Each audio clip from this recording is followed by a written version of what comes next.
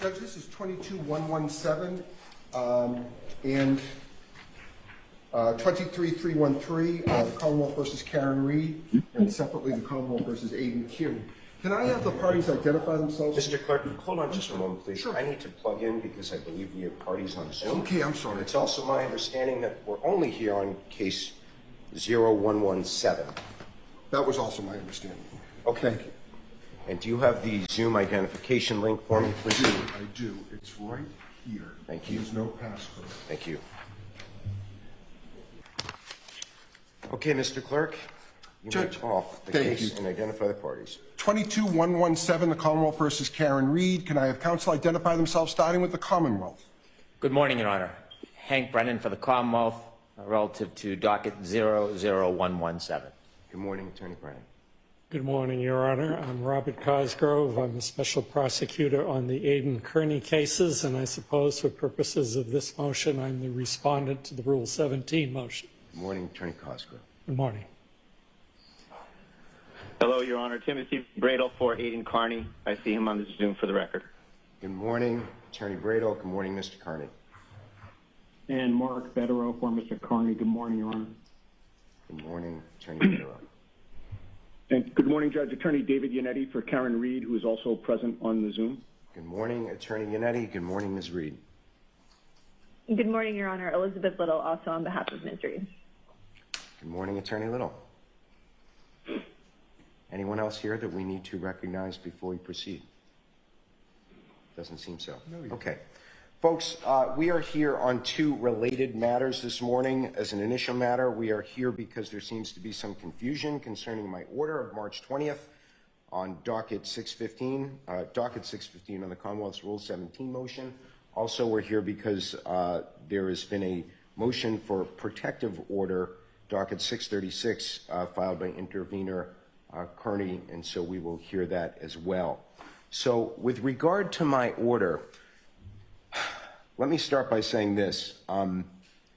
Going back to Attorney Brennan's affidavit filed in this case on March 5th, 2025, in support of the Commonwealth's motion for records, Attorney Brennan, you specifically stated that, quote, it's been represented to the court by defense counsel Bradel on behalf of Mr. Kearney that there's an implicit long-term mutual assistance and mutual defense agreement between counsel for Mr. Kearney and counsels for this defendant, Reed. On the basis of that sworn statement, I specifically inquired of you, Mr. Brennan, at the hearing on this matter last week, do any of the three categories of documents and data that the Commonwealth seeks by the Rule 17 motion include communications with Mr. Kearney and counsel for the defendant in this case? You replied, no, these would be privileged. So based on these representations and the court's belief that there were no privileged materials implicated by the Commonwealth's motion, I ordered that all communications between Mr. Kearney and Ms. Reed during the time frame in question with regard to these three articulated categories be produced. However, subsequently, the special prosecutor in Mr. Kearney's case, in possession of the documents in question on March 26, informed the court that, one, there are, in fact, a substantial number of communications within the documents and data requested that are indeed communications between Mr. Kearney and Ms. Reed's counsel. And moreover, the special assistant district attorney in that case took the position, contrary to the one asserted by Attorney Brennan in this case, claiming that those communications are not, in fact, privileged. So my order did not specifically exclude from production communications between Mr. Kearney and Ms. Reed's counsel because the court was told there were no such communications, and in any event, the Commonwealth acknowledged that they were privileged. So my first question is to you, Attorney Brennan. Respectfully, did I misunderstand you, or perhaps vice versa? In other words, I understood that you weren't requesting the production of any privileged communications, to wit, communications between Mr. Kearney and Ms. Reed's counsel. And as such, if that is the case, and we did understand each other, I can simply clarify my order for Special ADA Cosgrove that those claimed to be privileged communications will be excluded from the Rule 17 production, and we can move on. If that's not the case, I'd like to hear why. Sure. May I? Yes, you may.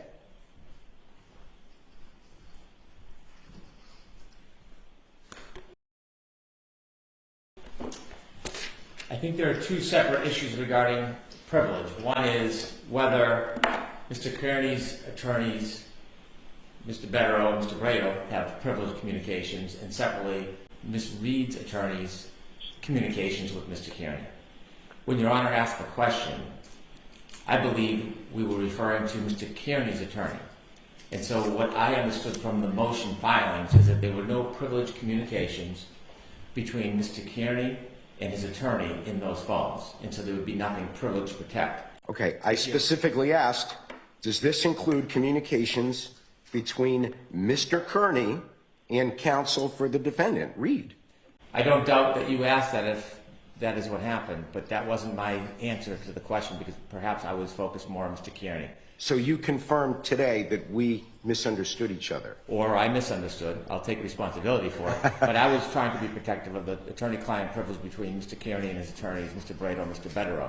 Okay. Well, we all agreed, counsel, that those, in fact, would be privileged communications without question. Of course. So let's turn to, if you would, the second issue, which is one that you raised in your affidavit. You specifically raised that question in your affidavit, docket 547. Undoubtedly. I do not believe there is any attorney-client privilege between Ms. Reed's lawyers and Mr. Kearney, because those communications are not covered by attorney-client privilege because none of Ms. Reed's lawyers are attorneys for Mr. Kearney. I pointed out that in an earlier hearing, and I have the transcript of it, it was December 17, 2024, when there was litigation in Mr. Kearney's case, docket 0313, that there was a position taken by Attorney Brado. And he began by telling Judge Krupp, well, there's a joint defense issue, Your Honor. And Judge Krupp asked, so it would predate any jeopardy to Mr. Kearney. And then Mr. Brado responded, well, it's a little more complicated because we know he was under investigation along with Ms. Reed without any resultant charges, so we would contend that does not fall under the umbrella.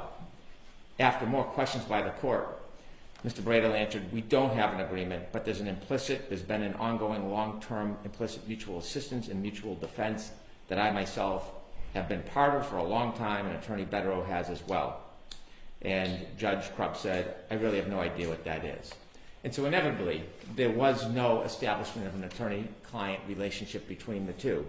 Inevitably, and after that, Attorney Betterow attempted to file an appearance on behalf of Ms. Reed. And in that, there was a supplemental motion, and it's docket 549 on 0117. And docket 549 contains Attorney Yannetti's sworn statement that there was no joint defense privilege between Ms. Reed and Mr. Kearney. Exactly. And so I think I had the assumption there was no attorney-client privilege. If I misspoke, it confused the court. My apologies, but inevitably, there is no attorney-client privilege that I understand exists. And so I do not know what is in these phones. I have not asked. I don't want to know unless it's pursuant to a court order. But based on the affidavit of the search warrant, and based on the pleadings in this case, and there's two very important pleadings, I may have mentioned them to the court on the last date, but those pleadings, which were filed publicly by the Commonwealth, and it's docket number 53 relative to Mr. Kearney's case 0043, in that pleading, it is set out by the Commonwealth's pleading that there is, in fact, information demonstrating that the Reed team provided Mr. Kearney with information, documents, videos. It's suggested that at times they would suggest angles for him to use it or to refrain from using it. And it provides a number of examples, including an example on 8823 when they're asking for information, Mr. Kearney, so one of the attorneys... Attorney Brennan, I'm going to ask you to pause right there. I'm sorry, I just need to correct. I'm sorry. I was talking to my client real quick. I'm not quite done. Because I think we've reached a point where I have a threshold issue that may require either a Bishop Franklin protocol or some inquiry into the nature of the privilege that may or may not be asserted by Attorney Brado. And so I think it's appropriate at this time, Attorney Brado, that I turn to you, not with regard to the protective order, but with regard to the issue of whether your client claims a joint defense agreement and related privilege to communications between himself and attorneys for Ms. Reed, such that I need to limit the scope of my order of March 20th. Judge, thank you.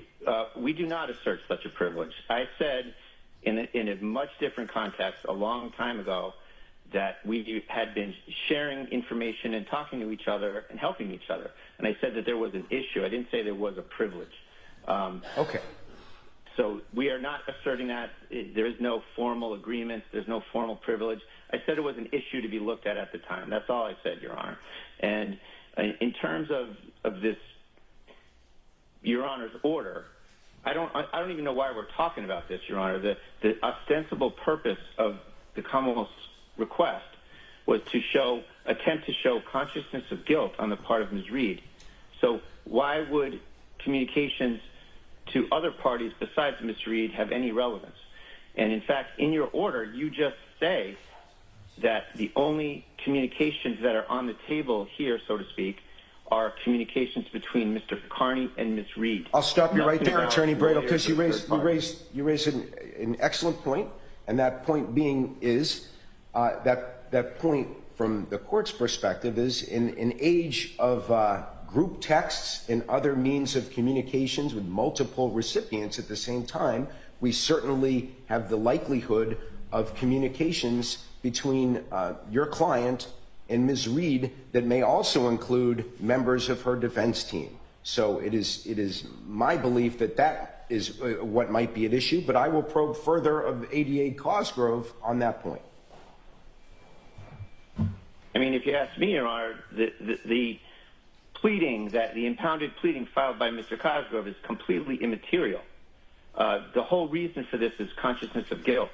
So there are we're privy to these extractions. There's absolutely nothing in them that is covered by Your Honor's order. There's no communications between Mr. Carney and Ms. Reed regarding witness intimidation.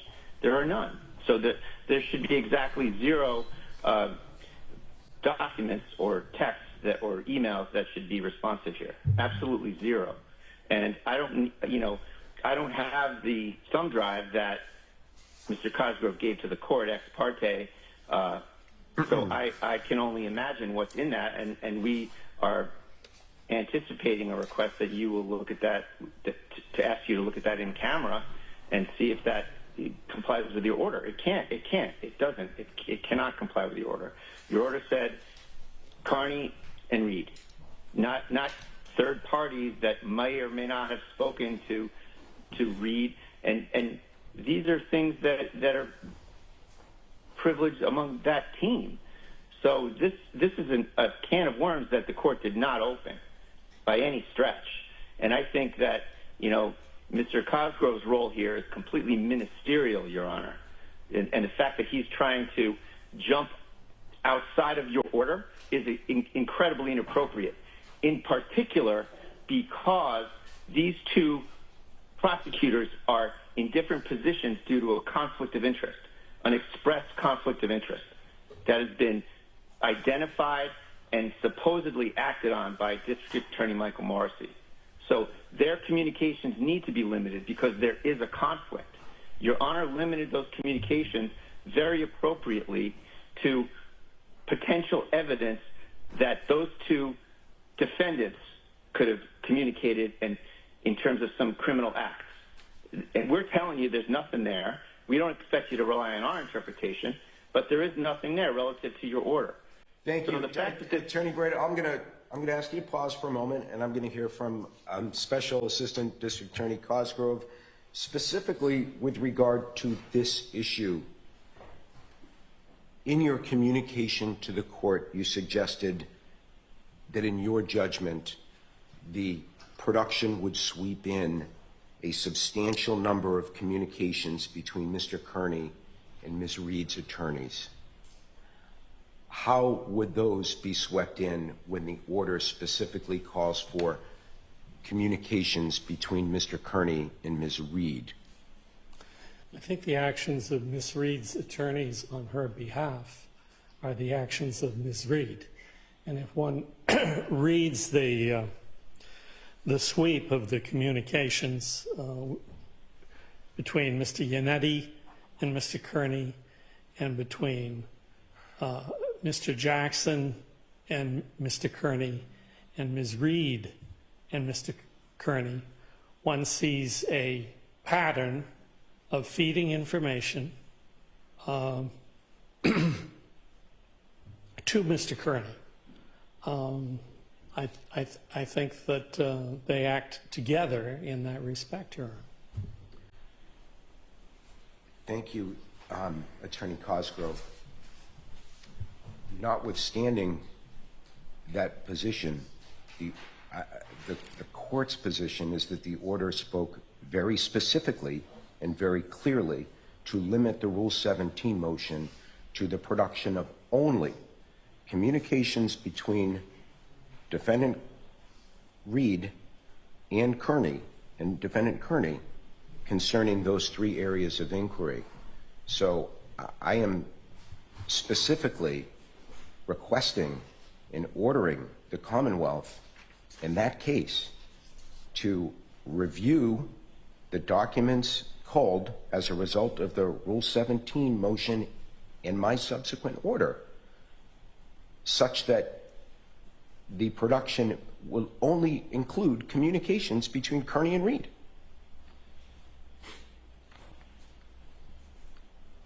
Well, I will, of course, comply with Your Honor's order. Thank you.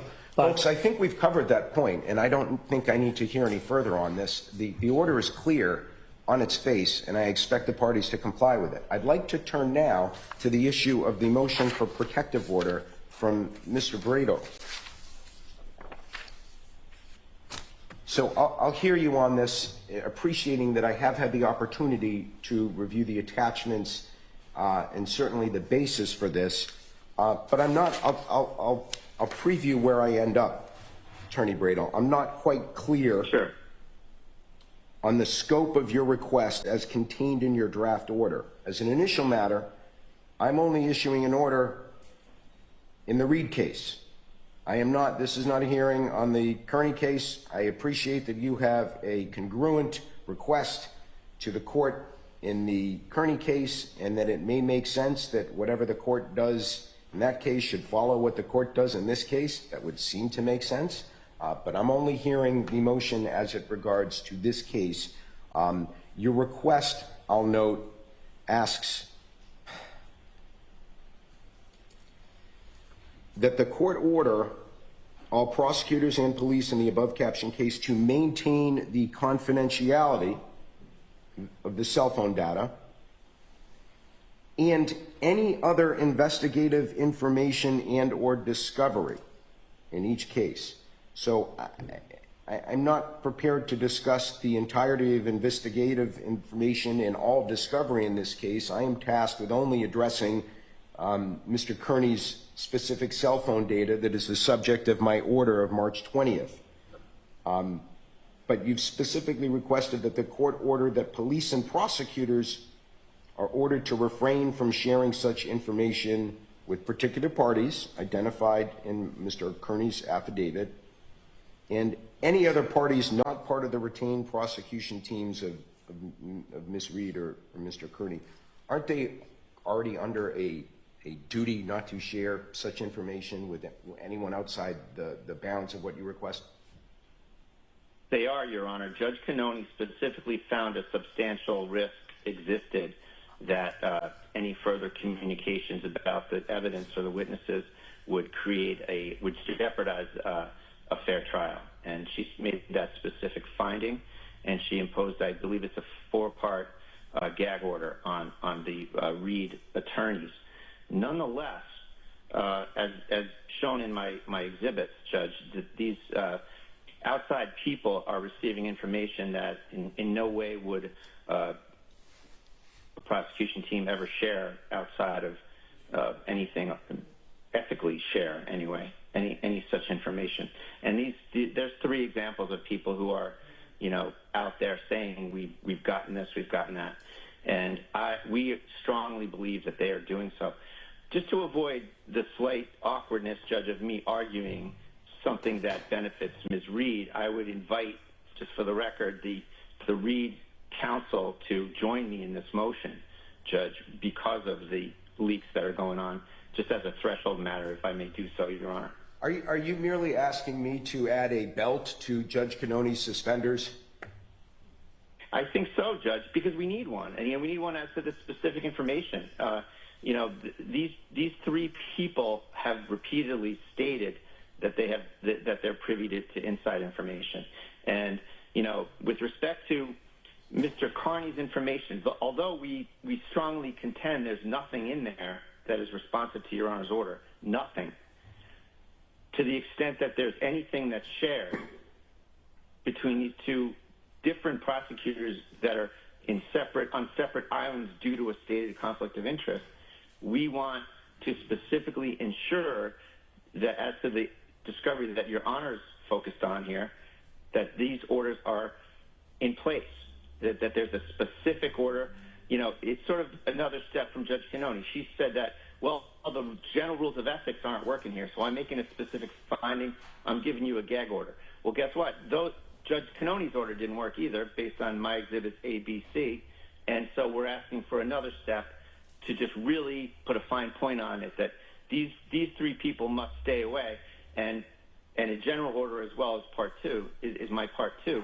And to the extent that those people have any sort of further expressions of leaks in the media or on the internet, I think that ought to be grounds for a live hearing with sworn testimony about these leaks. Understood. Okay. So that's why I'm asking, Judge. Thank you. Thank you, Attorney Grado. Attorney Little, Attorney Yannetti, do you have anything to add on this point?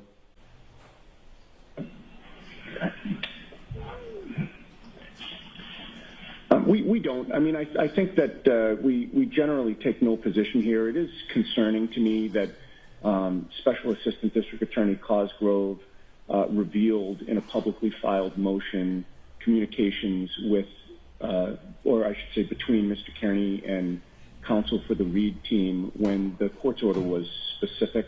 My understanding is that he omitted some statements of caution and admonitions that we may have given to Mr. Kearney about the nature of demonstrations, etc.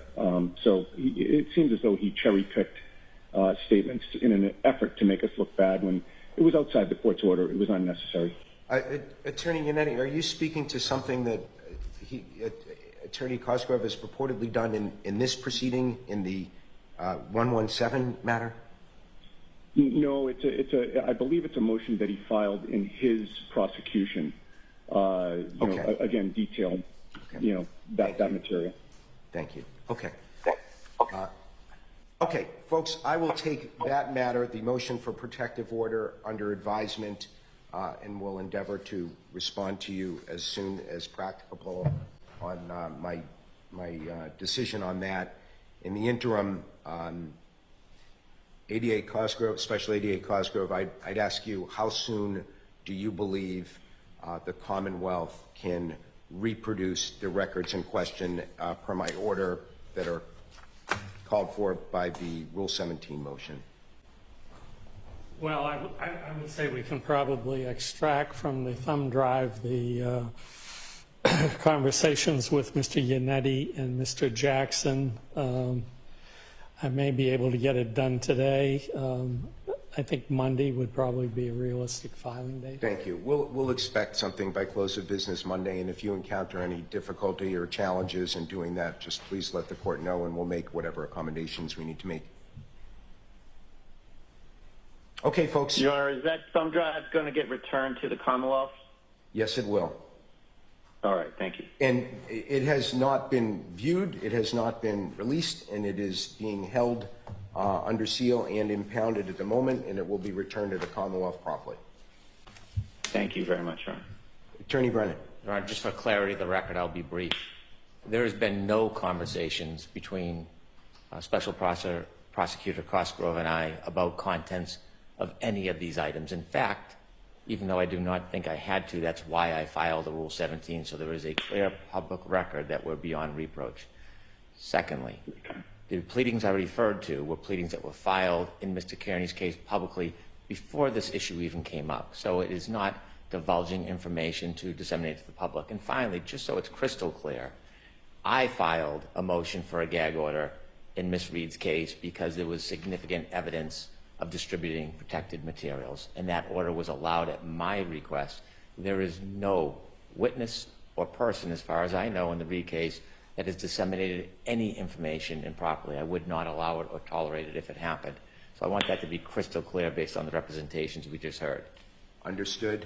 Thank you, Attorney Brennan. Thank you, Attorney Cosgrove. Thank you, counsel. No, we are adjourning the hearing now. Thank you, counsel. Thank you. Thank you. Thank you, Your Honor. Thank you. Goodbye.